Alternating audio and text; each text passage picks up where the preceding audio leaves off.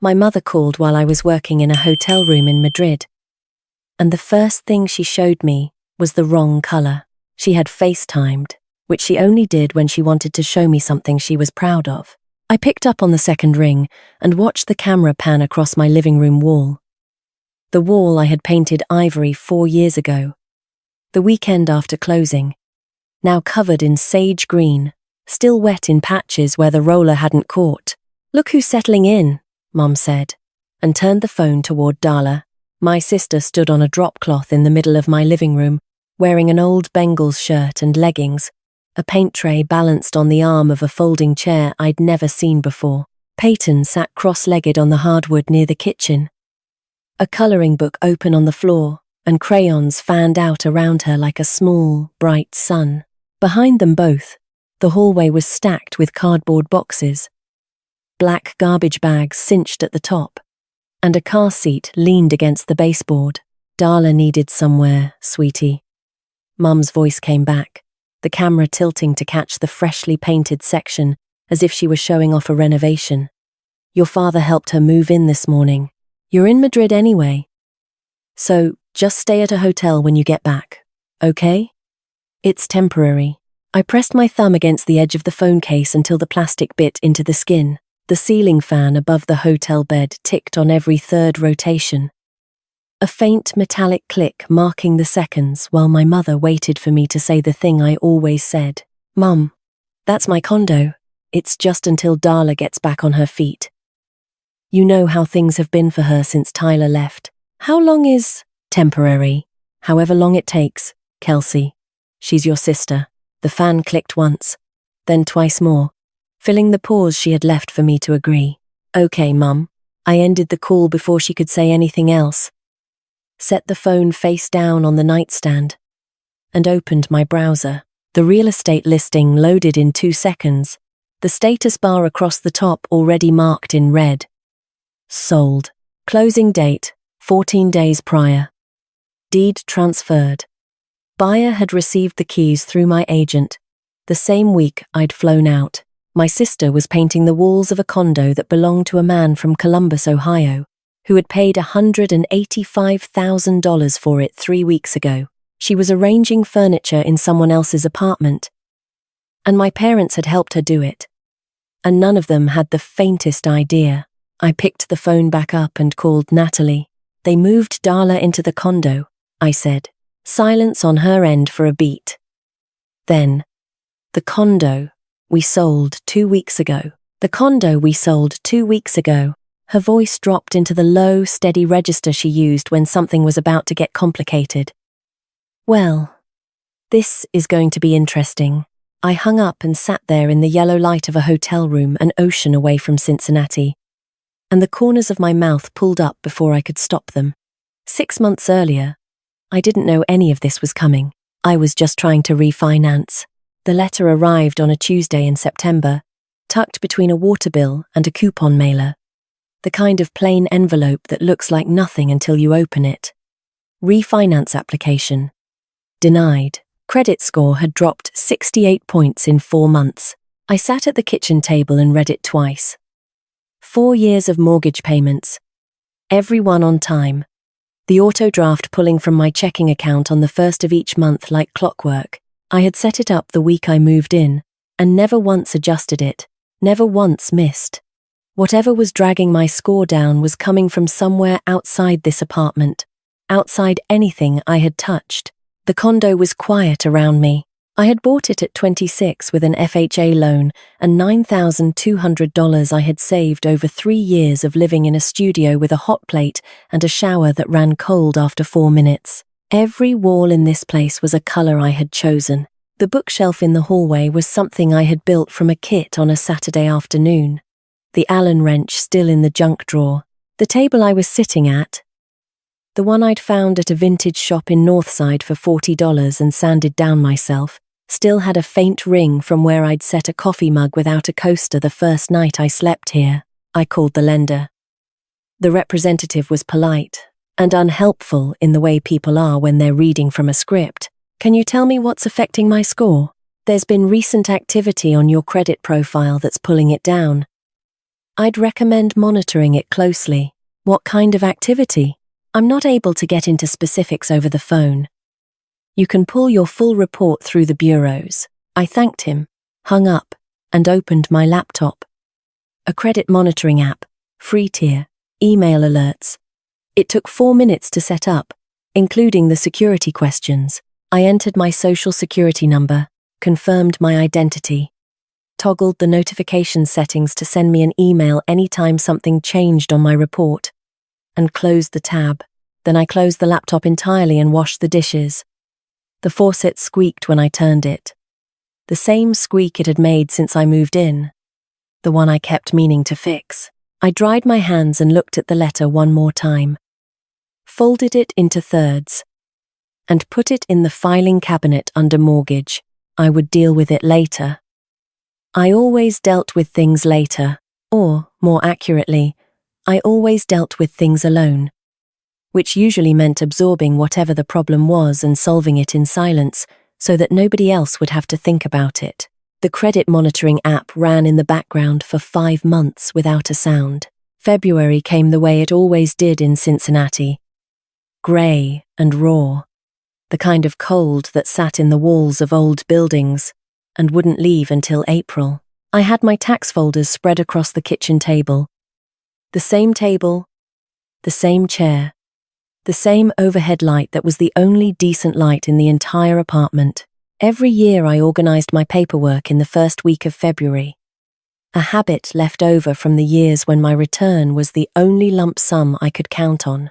In the bottom of the accordion file, underneath the previous year's W-2S, I found the closing documents from when I had purchased the condo, the FHA loan papers, the settlement statement, the deed. I flipped to the signature page and looked at my name in my own handwriting, just mine, with the cosigner line blank and the down payment source listed as personal savings, lender's stamp in blue ink, notary seal in the corner. My signature underneath all of it. Nobody in my family had been at that closing. I had posted a photo of the key on Instagram that evening, and my mother had liked it 9 hours later with a heart emoji.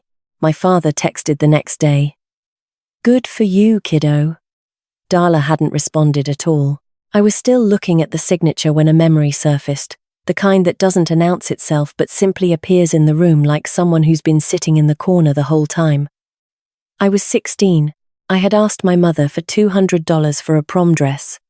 She was watching television in the den, and she answered without turning around. "Money's tight. Hun." That same week, Darla, who was 13, came home with a new Dell laptop in a box. $800. I heard my father on the phone with the computer shop, arranging the setup. "Yeah, she needs it for school." I stood in the hallway and listened, and then went upstairs and called my friend Alyssa, who lent me a navy dress that pulled slightly across the shoulders. In the prom photo, I am smiling. If you look closely, my left shoulder is hitched a 1/4 inch higher than my right because the seam was too tight and I couldn't lower my arm all the way. I put the closing documents back in the folder and reached for my phone to check the time. The credit monitoring app had a notification. The screen glowed in the dark kitchen. I had turned off the overhead light at some point without noticing.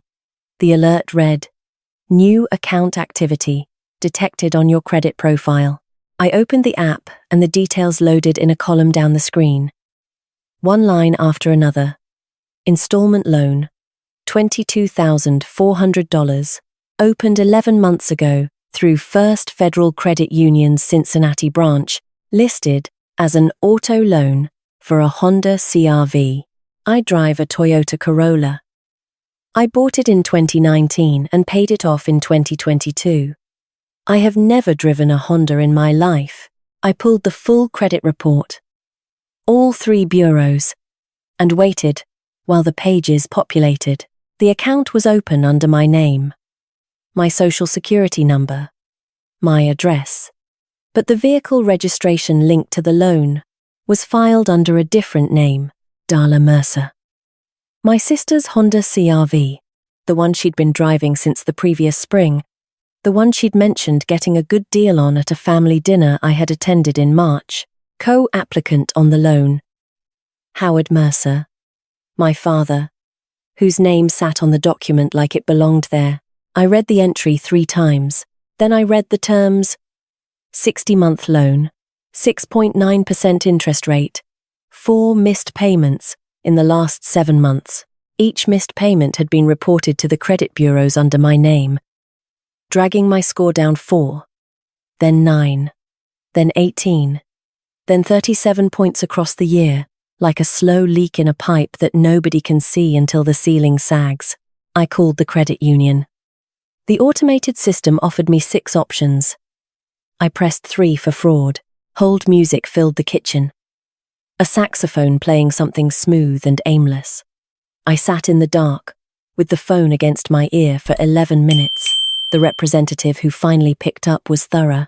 She confirmed that the loan application had been filed in person at the Cincinnati branch with a power of attorney document attached, authorizing Howard Mercer to act as attorney in fact on behalf of Kelsey Mercer, the principal.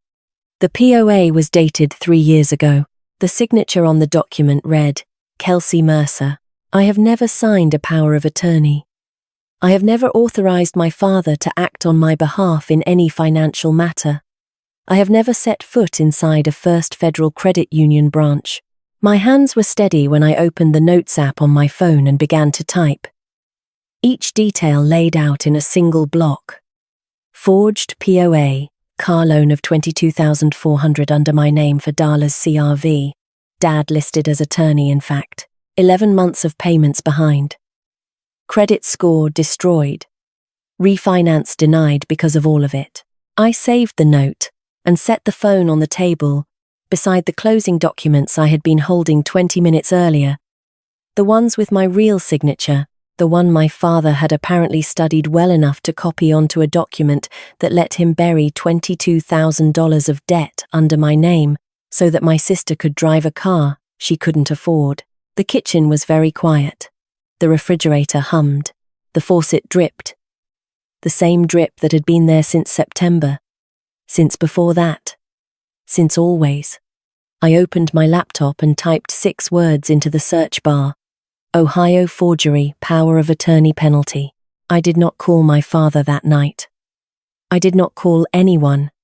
I pulled a yellow legal pad from the filing cabinet, sat back down at the table, and started writing a list. The list stayed on the yellow legal pad for a week. I added to it each night after work, sitting at the same kitchen table, with the same overhead light, the faucet dripping its same slow rhythm into the sink. By Friday, the list had 14 items, organized into 3 columns. What I could prove, what I could do, and what it would cost me. The 3rd column was the shortest. Under what it would cost me, I had written a single word. Everything. I called Natalie on Saturday morning from the living room. Standing by the window where the light came in, warm and slanted through the blinds I had hung myself the week I moved in. I want to sell the condo, I said, a pause on her end. The kind that filled with the sound of her rebalancing her phone against her shoulder. You love that place, Kelsey. I need a clean start. She was quiet for 3 or 4 seconds. Natalie had been my agent when I bought the unit 4 years ago, and she had watched me sign the papers with no one beside me. She had handed me the key in the parking lot afterward and said, "You did that all by yourself, kid." And I had smiled because it was the first time anyone had said that to me, as though it were something to be proud of, rather than something to be expected. "Market's strong right now," she said, her voice shifting into the register she used when she was already running numbers. "Oakley condos are moving fast. Yours is in good shape. You've maintained it. List it next week." "All right. I'll bring the lockbox over tomorrow." I hung up and stood there looking at the room. 4 years of my life arranged in objects I had chosen and paid for and maintained by myself. In a few weeks, someone else would stand here and see a 2-bedroom condo in a decent neighborhood with good light and a scratch on the hallway floor. They would not see the Saturday I spent building the bookshelf, or the evening I sanded the table, or the night I slept on the bare floor because my mattress hadn't been delivered yet, and I was too stubborn to go back to my parents' house for one more night. They would see square footage and a closing price, and a key that turned in the lock. And that would be enough for them. And it would have to be enough for me too. Letting it go was the easy part. The hard part was admitting that I was not letting go of a property. I was letting go of the only proof I had ever built that I could exist without my family's help. And my family had never once acknowledged that the proof existed. My family had this address. They had this phone number, this landlord, this mailbox. As long as I owned this place, they could reach into it whenever they wanted and rearrange the furniture, literal or otherwise, without asking whether I minded. Natalie came the next morning with the lockbox in a canvas bag and a measuring tape looped over her wrist. She walked through each room the way agents do, checking sightlines and light and the condition of the grout around the tub, and when she came back to the front door, she pulled the lockbox from the bag and hung it on the door handle, a chrome rectangle about the size of a deck of cards, with a 4-digit combination dial on the front. "Showing agents will need this to get in," she said, spinning the dial and clicking it open to demonstrate. "After closing, the buyer gets the code. I'll text it to them directly." I watched her close it and test the latch.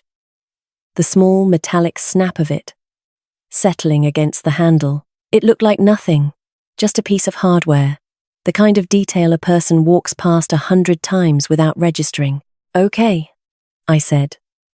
And she nodded and went to her car to get the listing paperwork. That same week, I sat down at the kitchen table after midnight and opened the manila folder I had labeled Evidence in black marker along the tab. Inside, the full credit report I had pulled from all 3 bureaus, the certified copy of the forged power of attorney that the credit union had mailed to me after I filed a written request as the account holder of record, the car loan statement showing Darla's Honda CR-V and the 4 missed payments, and the correspondence from First Federal confirming that the POA had been presented in person at the Cincinnati branch by Howard Mercer. I laid the POA flat on the table and placed my real signature beside it, the one from my FHA closing documents. The forgery was close. My father had practiced, but the capital K leaned a degree too far to the right, and the tail of the lowercase y, which in my actual signature curves back under the word and ends in a small upward hook, ended instead in a straight downward stroke, the way someone writes a Y when they are thinking about the letter, rather than letting their hand remember it. I photographed each document with my phone, uploaded the images to a Google Drive folder, copied them onto a USB drive, and put the USB in the zipper pocket of my work bag. Then I returned everything to the manila folder and filed it in the cabinet between mortgage and insurance. The printer ran for 11 minutes that night, spitting out duplicate copies of each page. The sound of it cycling through the documents filled the kitchen in steady mechanical pulses, while I stood at the counter and ate a granola bar and watched the pages accumulate in the output tray.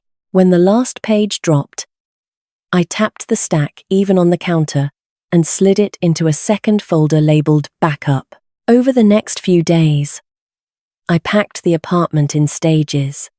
The way you dismantle something you built when you are trying to convince yourself it is just a task. The bookshelf came apart on a Tuesday night. Each shelf laid flat and slid behind the bedroom door. The Allen wrench returned to the junk drawer where it had lived for 4 years.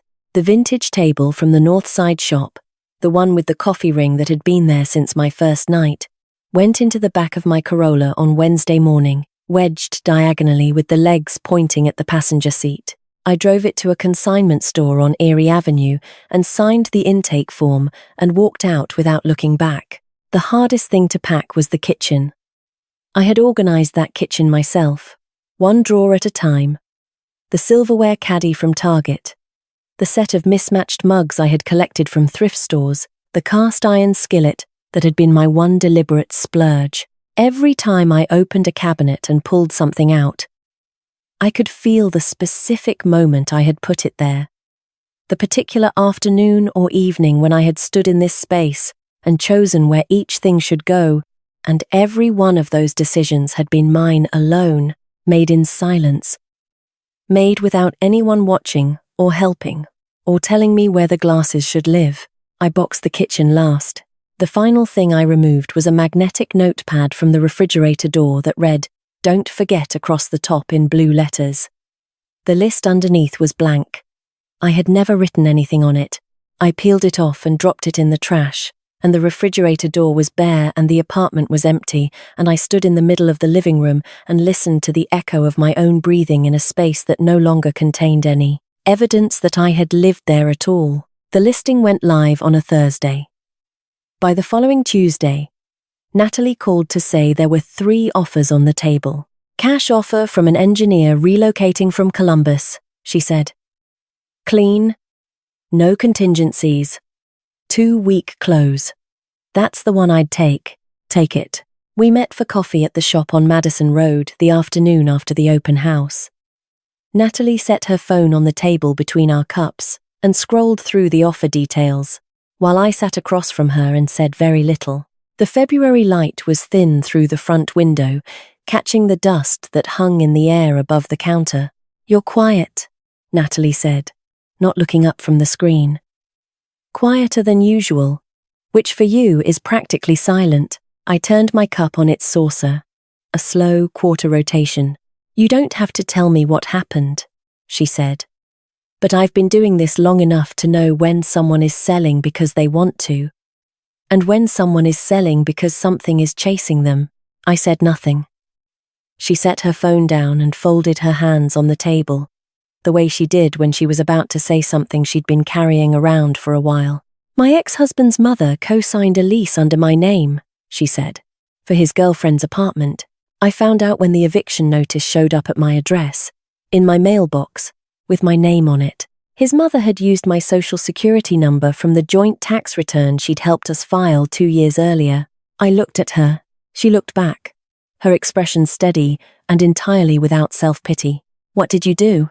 "I left, quietly. Packed a bag, moved into a friend's guest room, filed for divorce, and never once made him explain himself to my face. I just vanished." She picked up her coffee and held it without drinking. "Took me 6 years to stop being angry. And the thing is, I wasn't angry at him. I was angry at myself. Because I had every right to stand in that living room and make him look at what he'd done. And instead, I made it easy for him. I disappeared. And he got to tell everyone I was the one who gave up." The coffee shop was warm and smelled like espresso, and the lemon loaf they kept under a glass dome on the counter. Someone behind us laughed. The espresso machine hissed. "You think I should confront my dad?" I said. "I think you should do whatever you need to sleep at night 10 years from now. What if it breaks the family?" Natalie set her cup down and leaned back in her chair. "Honey, the family broke the day your father picked up that pen."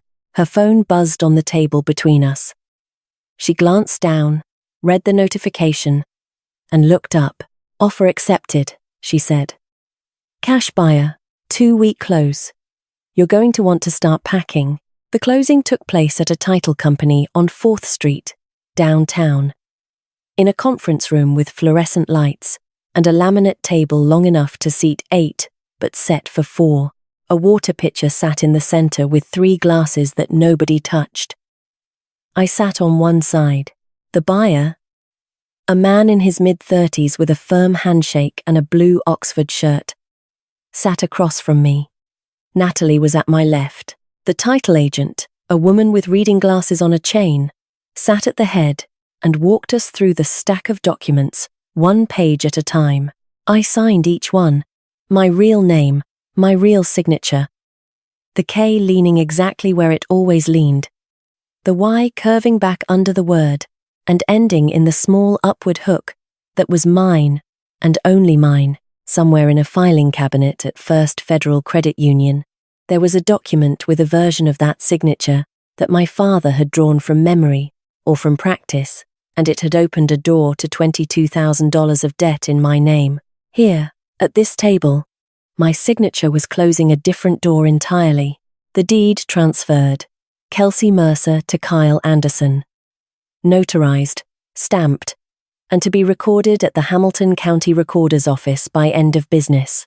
Natalie slid a blue binder across the table toward me. Closing packet, she said. Deed transfer, buyer disclosures, settlement statement, everything. Keep this. Every page matters. I took the binder and held it in both hands. Maybe 40 pages, light enough to carry in a bag, but it was proof. Stacked and organized and stamped by the county that I had owned this property by myself and sold it by myself, and that nobody named Mercer other than me had ever held a single legal claim to any of it. The escrow check came last. $47,200. The equity I had built over 4 years of monthly payments on a loan I had taken out alone at 26. I folded the check once, slid it into my jacket pocket, and stood. Outside, the March air was sharp and bright. Cincinnati, in early spring, the sky a flat pale blue, traffic moving on 4th Street, a bus pulling away from the stop on the corner. Natalie walked beside me to the parking lot without speaking. At her car, she stopped and turned. "You know your dad still doesn't know," she said. It was a statement, delivered without inflection. "I know." She looked at me for a long moment, the kind of look that held something back rather than pushing something forward. Then she nodded and got into her car. I stood in the parking lot with the binder in my bag and the check in my pocket and the sun on my face, and I should have felt free. I had $47,000. A clean sale. A paper trail that proved everything. And a flight to Madrid in 2 weeks for a logistics conference that would keep me out of the country for 10 days. Instead, there was a hollowness behind my ribs, the particular emptiness of having won something by leaving a room rather than standing in it. My father did not know I had found the loan. My sister did not know the condo had been sold. My mother did not know any of it. The family would continue operating exactly the way it always had. And I would be gone. And the only thing that would change was my address. I got into my Corolla and sat with my hands on the wheel and the engine off. Through the windshield, the title company's glass doors reflected the parking lot back at me. And for a second, I could see myself sitting there, a woman alone in a paid-off Toyota, with a check in her pocket and a binder full of evidence, and absolutely no one to show it to. 2 weeks later, I was in Madrid when my mother called. The ceiling fan ticked above me in the Madrid hotel room. The same faint metallic click on every third rotation, and my mother's voice was still echoing, even though the call had ended 10 minutes ago, and I had already spoken to Natalie and heard her say, "Well, this is going to be interesting." In that low, steady voice of hers, I had sat on the edge of the bed and let the corners of my mouth pull up in something that was close to a smile, but lived in a colder neighborhood. Then the smile left, because my sister was inside that apartment right now, with her daughter and her garbage bags and her sage green paint, and the man who actually owned the property had no idea. The buyer was planning to move in this coming weekend. His furniture was probably already packed, and when he drove over to check on his new place, he would find the lights on, a Honda CR-V in the parking lot, and a 4-year-old's toys on the balcony. I found his number in the closing documents Natalie had forwarded to both of us, and dialed before I could talk myself into waiting until morning. He picked up on the second ring. "Mr. Anderson, this is Kelsey Mercer, the seller of the Oakley condo, Miss Mercer." His voice was tight, the kind of tight that comes from holding something back. "I was going to call you. I drove past the property this evening. There are lights on in the unit. There's a vehicle in the assigned parking space and what looks like children's items on the balcony. Can you explain that?" The freight audit spreadsheet was still glowing on my laptop across the bed. I pressed my free hand flat against the mattress. "It's my sister," I said. "My parents moved her into the unit today." "Without your permission? Without my knowledge?" A pause. I could hear him breathing. The slow, measured breath of a person who was working very hard to stay professional. "Miss Mercer, I paid for this property. The deed is in my name. I have the keys. And there are people living in my apartment who I have never met. And they appear to be painting the walls." "I understand." "I don't think you do." because from where I'm standing, it looks like the seller's family moved in after closing, and I'm trying very hard to figure out why that doesn't constitute some kind of fraud. It doesn't. I had no idea they would do this. I was in Madrid when it happened. I found out the same way you did, except my mother called me to tell me to stay at a hotel when I came home. Silence on his end. The kind that stretches and makes the distance between two cities feel like an actual physical weight. 4,500 miles of it, pressing down on the phone connection. I don't care about your family situation, he said. I need them out. I need them out today, or I'm calling the police and filing a trespassing complaint. And if this turns into something bigger, my attorney is going to look very carefully at whether you knew this was going to happen before you sold. I didn't. Then prove it. Get them out. I'm in Spain, Mr. Anderson. I can't physically remove them tonight. Then you have 3 days. I'll be at the property Saturday morning at 9. If anyone other than me is inside that unit, I'm calling the police, and I'm filing a complaint against you personally as the seller of record. 3 days. Miss Mercer, 3 days. He hung up. The line went dead and the hotel room filled with the hum of the minibar and the traffic on the street below and nothing else. I set the phone on the bed and looked at the laptop screen, at the freight audit I had been filling in before my mother called. The neat columns of container numbers and port codes and estimated arrival times, all the careful logistics of moving things from one place to another without losing track of any of them. I slid off the bed and sat on the floor with my back against the nightstand. The carpet was thin and industrial, the kind hotels install because it hides stains. The minibar hummed in the corner. My reflection stared back at me from the dark television screen on the wall. A woman sitting on the floor of a hotel room in a city she had never wanted to visit, 4,500 miles from a condo she had sold. To escape a family she could not seem to outrun. The escape had failed. I had done everything right.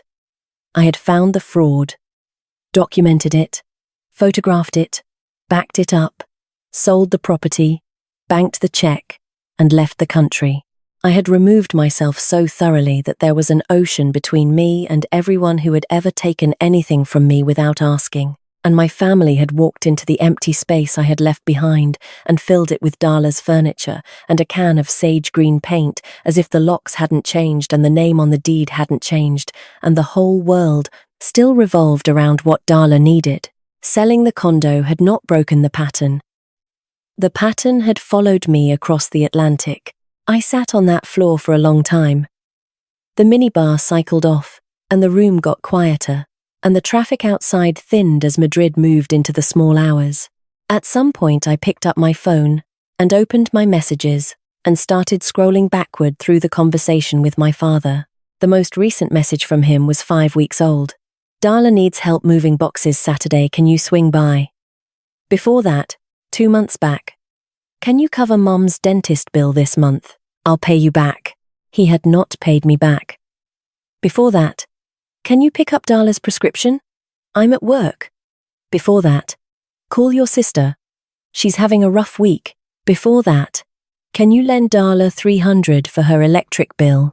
I kept scrolling.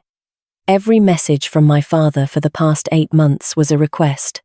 Pick this up, cover this bill, lend this money, help with this move, call this person, fix this problem. I scrolled back further. Past a year, past 14 months, looking for a single message that was not a request, that asked how I was or where I was or what I needed. I did not find one. The most recent message that contained a question about me, about my life, about anything that did not involve Darla or money or an errand, was from 2 Christmases ago. What time you getting in on the 24th? And even that was logistics. I closed the messages and opened Facebook. I scrolled until I found the photo from junior prom, the one I had never taken down. 16 years old, standing in a borrowed dress that did not fit. Smiling with one shoulder hitched higher than the other. The photo had been on my profile for 14 years. And in all that time, Nobody in my family had ever liked it, or commented on it, or mentioned it at all. That same spring, Darla had come home with an $800 laptop. I stared at the photo on the small, bright screen in the dark hotel room, and something shifted. The way the ground shifts in an earthquake. A slow, rolling wave that starts deep and moves upward until the surface cracks. 14 years of silence, of absorbing, of solving problems alone, and paying bills alone, and building a life alone, while my family took whatever they needed from me and interpreted my silence as permission. I had been looking at the condo as the problem, and then the car loan, and then the forged power of attorney. Each one a layer I could peel back and remove, but the thing underneath all of them was simpler than any document or dollar amount. The pattern was my mouth staying closed while my father's hand stayed open. I had tried to break the pattern by disappearing, by selling the apartment and boarding a plane and putting an ocean between me and every person who had ever treated my self-sufficiency as an invitation to take. And it had not worked, because the pattern did not live in the condo. The pattern lived in the silence, and I had carried it with me. If I flew home and quietly helped the buyer remove my sister and said nothing to my father, and filed the police report by mail, and never mentioned the forged signature, or the car loan, or the 14 years of asking without ever being asked, then 10 years from now, I would still be sitting on a floor somewhere, in some other city, scrolling through messages and looking for a question that was never there. The girl in the prom dress had not had any evidence. She had only had a seam digging into her shoulder and a family that did not notice. But I was not that girl anymore.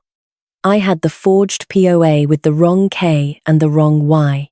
I had the credit report and the loan statement and the 4 missed payments and the closing packet with 40 pages of proof that every legal claim to that property had been mine and mine alone. I had the timeline and the documentation and the manila folder in my carry-on bag labeled Evidence in black marker. The girl in the photo had been silent because she had nothing. I had everything, and the only thing left to decide was whether I would use it. I got off the floor. The clock on the nightstand read 3:17 in the morning. Madrid was quiet outside the window. The traffic reduced to the occasional taxi and the distant sound of a motorcycle somewhere on the Paseo del Prado. I opened my laptop, closed the freight audit, and pulled up the airline website. My return flight was scheduled for Thursday. I changed it to Tuesday, 2 days earlier, and paid the change fee without hesitating. Then I picked up my phone and called Natalie. It rang 4 times before she answered, her voice thick with sleep. Kelsey? What time is it there? 3 in the morning. I'm coming back early. I land Tuesday evening, a rustling sound as she sat up. What happened? The buyer found out. He drove past the condo and saw people inside. He's giving me until Saturday to get them out, or he's filing a trespassing complaint and coming after me as the seller. Against you? Against me. He thinks I might have known. Natalie was quiet for a moment. And when she spoke again, the sleep was gone from her voice entirely. What do you need? I need you to meet me at the condo on Wednesday. And bring the closing packet. The blue binder? The blue binder. Every page. She paused again. And in that pause, I could hear her understanding what I was asking. This was not about facilitating a quiet removal. This was not about smoothing things over with the buyer and making Darla disappear and filing the paperwork from a safe distance. I was going back to stand in that room and open that folder and say the words I had been swallowing since I was 16 years old. I'll be there. Natalie said. Wednesday. I'll bring the binder. I hung up and set the phone on the nightstand and stood at the window looking out at Madrid, at the streetlights and the dark shapes of buildings and the faint orange glow on the horizon where the city met the sky. In 2 days I would be back in Cincinnati, standing in a condo that belonged to someone else, facing a father who still had no idea what I had found, or what I had sold, or what I was about to say. The ceiling fan ticked behind me, the same small metallic click on every third rotation, and I did not turn around. My flight landed at CVG on Tuesday evening. I checked into a hotel near the airport, laid the manila evidence folder and Natalie's blue binder side by side on the bedspread, and looked at them the way a person looks at the tools they are about to use to take apart something that cannot be put back together. At the layover in Philadelphia, I had called Natalie and laid out the plan. Wednesday afternoon, at the condo, with the buyer present. "You're sure you want your dad there when the buyer shows up?" she had asked. "I want him to see exactly what his family sharing looks like from the outside." That night I called my father. He picked up on the first ring, his voice carrying the familiar warmth of a man who had never considered that the call might be about anything other than a favor. "Kels, you back from your trip? I need to come by the condo tomorrow at 4. I know Darla's there. I need you and Mum there too." "Sure, sweetie. I think once you see how nice Darla's fixed it up, you'll feel better about the whole thing." 4 o'clock, Dad. The condo parking lot in Oakley looked the same as it always had. I pulled in at 10 minutes to 4 on Wednesday afternoon. 3 vehicles were already there. Darla's Honda CR-V in the spot that used to be mine, my father's green Silverado with the Reds bumper sticker, and my mother's silver Camry at the end of the row. Natalie was leaning against her car 2 spaces over, the blue binder held against her chest. She was wearing a dark blazer, the way she dressed when a situation needed to be taken seriously. She nodded once when she saw me. Kyle Anderson arrived 5 minutes later. He parked, stepped out, and walked toward us with the posture of a man who had been patient for exactly as long as he intended to be. "Let's get this done," he said. The 3 of us crossed the parking lot and climbed the stairs to the 2nd floor. At the unit door, the lockbox was still hanging from the handle where Natalie had placed it weeks ago, the chrome rectangle with its 4-digit combination dial sitting right next to the curtain rod that Darla had screwed into the doorframe. A real estate lockbox on the door of an apartment that someone's sister had already redecorated. If you did not know the story, you would think it was a mistake. If you did know the story, it was the only detail that told the truth. I raised my hand and knocked. The sound was hollow against the door I had opened with my own key more than 1,000 times over 4 years. And the strangeness of knocking on it made my knuckles ache in a way that had nothing to do with the wood. The door swung open and Darla stood there in a tank top and joggers. Her hair pulled up, a dish towel over her shoulder. Her face brightened the way it always did when she saw me. The instinctive warmth of a younger sister who had never learned to read the room, because the room had always been arranged in her favor. "Kelsey, you're back early." Then her eyes moved past me to Natalie, to the binder, to Kyle Anderson standing behind us with his arms crossed, and the brightness left her face in a slow drain, like water pulling back from a shore. "Come in," she said, though the invitation landed flat. The apartment was mine, and it was not mine. Sage green walls, still tacky in the corners. New curtains in a warm honey color. Photographs of Peyton taped to the refrigerator with alphabet magnets. A second-hand sofa where my reading chair had been. The hardwood floor was the same, and the scratch near the bathroom door where I had dragged a bookshelf 2 years ago was still there. A pale line in the finish that no amount of new paint could cover. The air smelled like fresh paint, and the vanilla candle on the kitchen counter. And, underneath both, the faint, dusty warmth of a building I could still identify with my eyes closed. My father stood up from the sofa. He was wearing his Cincinnati Reds cap and a flannel shirt with the sleeves rolled to the elbows. His hands thick and weathered even after 4 years of retirement. My mother was behind him in the kitchen. A cutting board on the counter in front of her with apple slices arranged in a row, a snack she was preparing for Peyton, who was somewhere in the back room with the faint tinny sound of a cartoon playing on a tablet. "Kels," my father said, and opened his arms as if this were a homecoming. I did not step into them. Kyle Anderson stepped into the room instead. "My name is Kyle Anderson," he said. "I purchased this property 3 weeks ago. The deed is in my name, recorded at the Hamilton County Recorder's Office. I have the documentation. My father's arms dropped. He looked at Kyle, then at me, then at Natalie, and the blue binder she was holding open. What is he talking about? I sold the condo, Dad. Closing was 2 Fridays before I flew to Madrid. The deed transferred, the sale is recorded, and this is the new owner. His face moved through confusion, then wounded disbelief, then the blank stare of a man confronting information that his internal logic could not accommodate. You sold it? Without telling anyone? Natalie opened the binder and turned it so that my father could see the pages. Mr. Mercer, your name has never appeared on this property. It is not on the deed, the mortgage, or any associated document. Kelsey purchased it on her own and sold it on her own. And the transfer was completed and recorded before she left for Madrid. But she's family. Darla needed somewhere to go, and Kelsey was overseas, and the place was sitting empty. It was sitting empty because it had been sold, Natalie said, and closed the binder.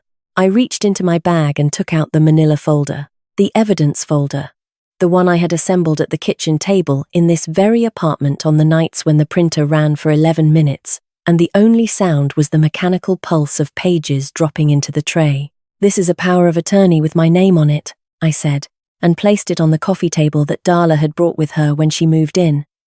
Dated 3 years ago. Filed with First Federal Credit Union. Your name listed as attorney, in fact.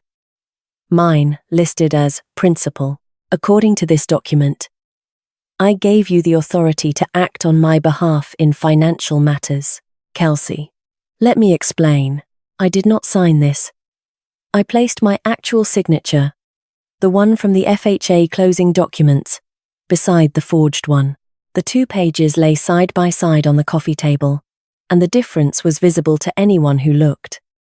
The K that leaned too far, the Y that ended in a straight stroke instead of curving back. You forged my name to open a $22,000 car loan under my social security number so that Darla could buy a Honda CR-V. That loan had 4 missed payments, and every single one was reported under my name. My credit score dropped 68 points. My refinance was denied. I sold this condo because you made it impossible for me to keep it. The room was very still. From the back bedroom, the cartoon on Peyton's tablet played on. A character's voice squeaking something cheerful about shapes and colors. While, in the living room, 5 adults stood around a coffee table with 2 signatures on it, and the distance between those signatures was the distance between everything my father believed about himself and everything he had actually done. I was trying to help your sister, he said. She couldn't qualify for the loan on her own. She needed a car. She needed to get to work, to get Peyton to daycare. I was just trying to keep things moving. By stealing my credit, I didn't steal anything. I just used your name because your credit was good, before you destroyed it. You would have helped if I'd asked, he said. And his voice was quieter now, almost pleading. You always helped. You've always been the one who helps. You didn't ask, Dad. You didn't call me. You didn't text me. You didn't sit me down at the kitchen table and say, Kelsey, your sister needs a car. Can we figure something out? You went to a credit union with a piece of paper that had my name forged on it, and you opened a loan I never authorized. And when Darla stopped making payments, you let my credit score collapse, and you never said a word. You let me sit in this apartment and wonder why my refinance was denied. You let me think something was wrong with my finances. For 11 months, he opened his mouth, then closed it. His hands, the thick, weathered hands that had spent 30 years fitting pipes and soldering joints, gripped his knees as if the sofa might move underneath him. I was going to fix it, he said. I was going to catch up the payments. With what money? Dad? He did not answer. My mother stood behind him with a paring knife in one hand and an apple slice in the other and did not say a word. She had not spoken since I walked in, and her silence was the same silence she had maintained for 14 years, while the family operated on the principle that Kelsey could handle anything and Darla needed everything. Darla's voice came from behind me. small and cracked at the edges. "Dad? You told me the loan was in your name." My father turned to look at her. Darla was standing by the kitchen doorway, with her arms wrapped around herself. The dish towel still draped over her shoulder, and her face had the particular blankness of a person who is watching a story she has been told her whole life rewrite itself in front of her. She had driven that Honda to work every morning for 11 months, believing her father had co-signed the loan in his own name, believing the payments were his responsibility, believing that when she fell behind, it was his credit on the line. She had never questioned it. Because in the Mercer family, Darla did not need to question things. Things were handled for her. That was how it worked. My father turned to look at her, and his face showed the expression of a man who had been telling 2 different stories to 2 different daughters and had just been put in a room with both of them at the same time. He sat down on the sofa, slowly. The way a man sits when his legs decide before his mind does. His hands settled on his knees, and the Red's cap cast a shadow over his eyes, and he did not speak. Kyle Anderson looked at the room and said, "I need everyone who is not me out of this apartment by tonight." I looked at my father. "I'm filing a police report for the power of attorney. I won't do it today, but I will do it." Then I walked out, and Natalie followed with the binder under her arm, and the door closed behind us. I stood in the hallway next to the lockbox that had been hanging on the handle for 6 weeks. The chrome rectangle my father had walked past every time he visited Darla, without once understanding what it meant. 2 weeks passed. I found the coffee shop on Madison Road on a Saturday morning in late March. The same shop where Natalie and I had sat while the listing offers came in. I ordered a drip coffee and took a seat by the window and opened my laptop to a browser tab full of apartment listings, studios and 1-bedrooms. Prices lower than my old mortgage, places with laminate counters instead of the butcher block I had installed myself and carpet instead of the hardwood that still had the scratch from my bookshelf. I was looking for somewhere new, somewhere without a history attached to it. And the coffee went cold beside me while I scrolled. The police report had been filed the Thursday after the confrontation. A detective reviewed the forged power of attorney, compared signatures, and referred the case to the Hamilton County prosecutor. My father was facing a felony forgery charge. Though a plea deal was likely for a first offense, the credit bureaus had received my disputes, and the fraudulent car loan would be removed from my report within 60 to 90 days. The numbers would eventually go back to where they had been before my father signed my name to a document I had never seen. Darla had moved out of the condo the same night. She called me once, 4 days later. She did not apologize for moving in. And I had not expected her to, because the act of moving in was not the betrayal that mattered. The betrayal was underneath it, woven into the floorboards like the scratch from the bookshelf, invisible to anyone who had not been paying attention for 14 years. What she said was, "Did you know he did that to your name?" And I said, "I found out about 6 months ago." And she said, "He told me the loan was in his name." And her voice broke on the last word. And we sat in silence on the phone for 15 seconds before she said she had to go. In those 15 seconds, I could hear Peyton in the background asking a question about something, and Darla's hand covering the microphone, and the muffled sound of her answering her daughter in a voice that was trying very hard to sound normal. She was 27 years old, and she was learning for the first time that the safety net she had been standing on her whole life was made from someone else's rope, and the person who had woven it had never asked for the rope back, because she had been trained since childhood to believe it was not hers to ask for. My mother had not called or texted. My father had left one voicemail.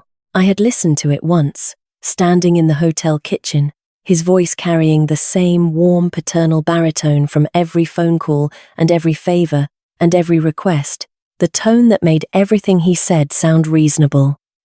"Kelsey, please. I was just trying to keep this family together." I had pressed delete and set the phone on the counter and looked at the wall for a while. The coffee shop on Madison Road smelled like espresso and lemon loaf. The same smells from the afternoon Natalie had told me about the lease, and the 6 years of anger she carried for leaving without making anyone answer. I had stood in that room with the forged signature on the table and the cartoon playing in the back bedroom, and I had said every word I came to say. Natalie had called the day before, just to check in. She did not ask how I was doing in the way most people ask. The way that expects the answer fine. She asked whether I had eaten lunch. And when I said I hadn't, she told me about a place on Vine Street that made a grilled cheese with brie and fig jam that she said was unreasonably good for a sandwich that cost $8. Then she was quiet for a moment and said, "For what it's worth, you did the right thing in there." I told her I did not need her to tell me that, and she said, "I know, I'm telling you anyway." Because nobody told me. And I spent 6 years wondering. The apartment listings on my laptop screen were small and plain. One-bedrooms in neighborhoods I had never lived in, places with white walls and beige carpet, and no history attached to them. I would sign a lease and buy a new set of dishes and hang the blinds myself and start again. And this time, the space would be mine without anyone knowing the address until I was ready to share it. I closed the laptop and looked out the window at Madison Road, Oakley, in late March. The trees just beginning to push out their first pale green leaves. The light sharp and clean the way Cincinnati light gets in early spring when the grey finally breaks. A woman walked past the window pushing a stroller, and a man behind her held a coffee cup and laughed at something she said. And the bell above the door chimed as someone stepped inside. My phone buzzed on the table. A text from Darla. I looked at the notification, her name and the first few words of the message visible on the lock screen. And I did not open it. There would be time for that. Or there would not be time for that. And either way, the decision was mine to make on my own schedule, which was itself a kind of freedom I was still getting used to. I picked up my coffee and took a sip. It had gone cold. The bitterness sat on my tongue for a moment before I swallowed it down. Then I opened my phone, navigated to Facebook, and found the prom photo. 16 years old, Alyssa's navy dress, the left shoulder hitched because the seam was too tight, the smile that I had been wearing for 14 years on a profile that nobody in my family had ever commented on or asked about. I selected the photo and pressed delete and watched it vanish from the screen. And the space it left behind was small and blank and entirely mine.